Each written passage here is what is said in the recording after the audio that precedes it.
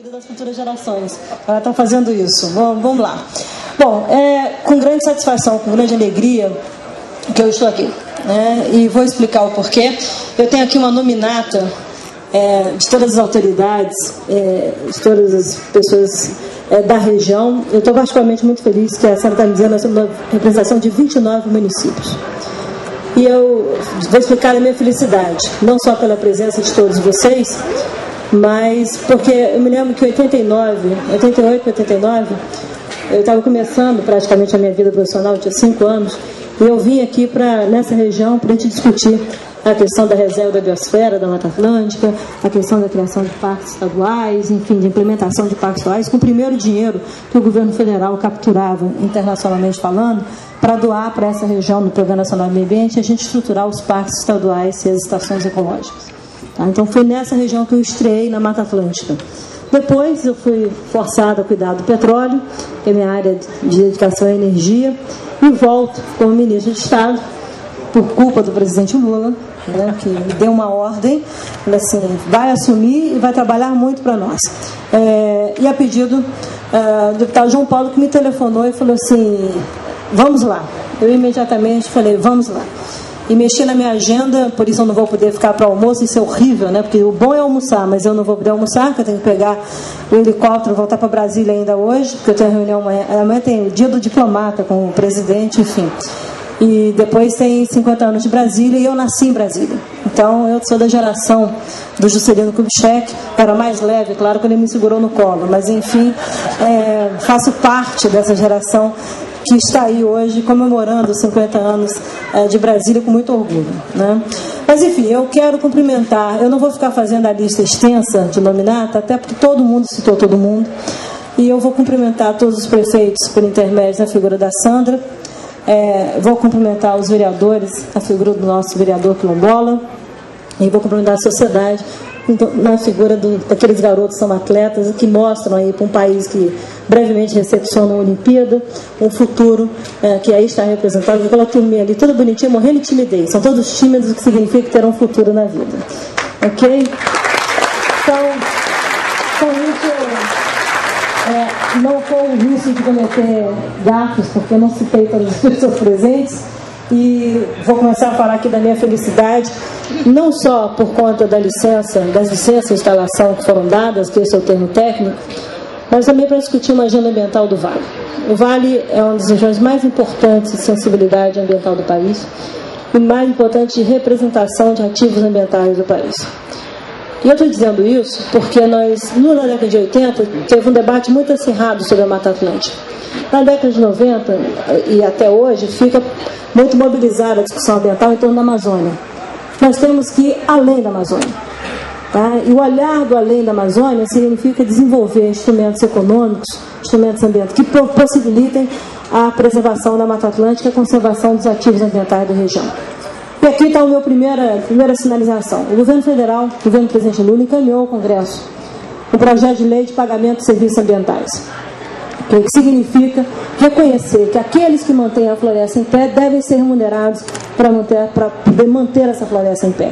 A floresta tem um custo de preservação e de conservação.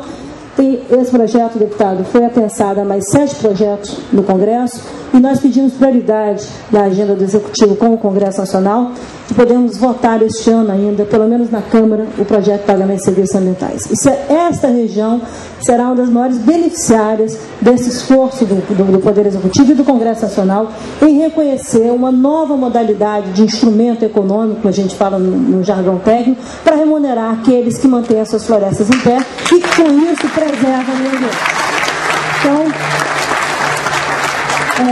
o Dr. João Paulo Cunha é um parceiro do Ministério do Meio Ambiente, e está aqui o nosso canal de governo federal para, junto conosco, conseguirmos avançar nessa agenda no rito, que é um ano difícil, um ano eleitoral, mas o Congresso está trabalhando a todo vapor com as prioridades de agenda, e o projeto de lei está entre uma das prioridades, e espero que a gente consiga chegar ao final do ano com esse projeto de lei aprovado. Seria um grande ganho.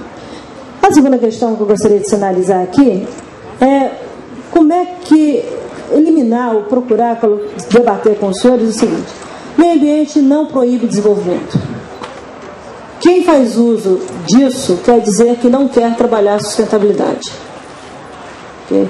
O meio ambiente, o desenvolvimento perverso, que é aquele que eliminava as riquezas naturais e simplesmente construía coisas que inclusive hoje não são mais válidas, não cabem mais na agenda de desenvolvimento do país, isto não existe mais no Brasil. Pelo menos não existe em tudo que eu vejo o presidente Lula encaminhar como prioridade de infraestrutura e desenvolvimento. O deputado João Paulo Cunha falou com toda a propriedade. O Brasil está crescendo, não só do ponto de vista econômico, mas social. O país tem uma agenda estratégica de desenvolvimento econômico, social e ambiental, e para isso ele precisa conciliar cada vez mais as questões ambientais com as questões sociais e as questões econômicas.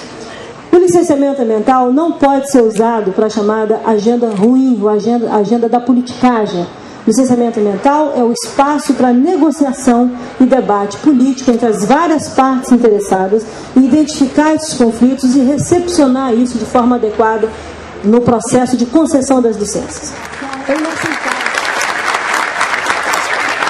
Ele tem por obrigação legal ser transparente nas suas decisões, nas suas análises.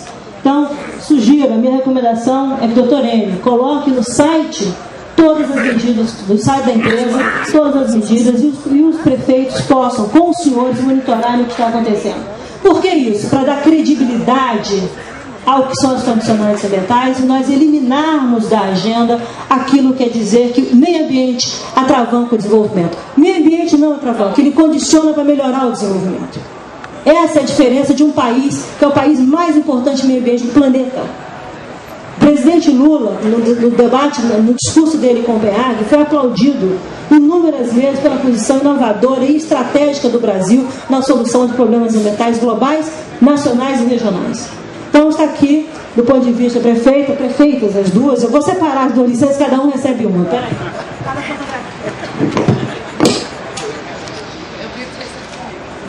Aqui, uma licença, ok? E aqui a outra licença.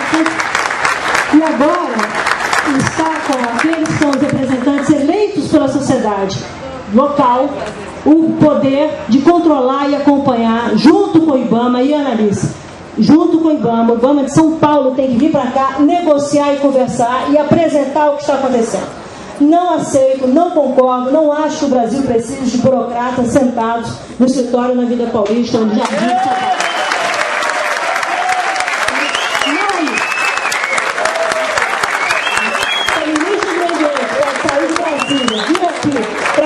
Com os senhores, e quando estiver pronto, esse ano estiver ministro, pelo menos na parte iniciada das obras, porque para começar as obras são uma série de requisitos, eu voltarei aqui para ver o início das obras. Com as não adianta, eu digo isso, senhores, porque eu sou funcionário de carreira do IBAMA. Então eu posso dizer isso com toda a propriedade. Tá? Todo mundo tem que vir, sentar, tem que rodar. Tá? E depois plantar árvore para mitigar os efeitos de gás de efeito estufa que ficou rodando com a gasolina correndo pelo estado. Então manda funcionário plantar árvore também. Tá? No caso, hoje eu estava vendo no jornal dizendo que a gente suprime vegetação com obras de estrutura numa área maior ou menor. Olha as condicionantes. Para cada árvore removida, você é obrigado a replantar 2, 3 ou 4 vezes a área. Para cada área autorizada a supressão de vegetação, você tem que operar aquela área vezes 2 vezes. Para cada espécie protegida por lei, para cada exemplar retirado, é obrigado a plantar 25 novos exemplares. Essas são as condicionantes que estão na licença. E o que significa isso? Transformar, e eu gostaria que prefeitos, deputados da região, de voltar aqui para dar início à duplicação da rodovia da vida e não da rodovia da morte.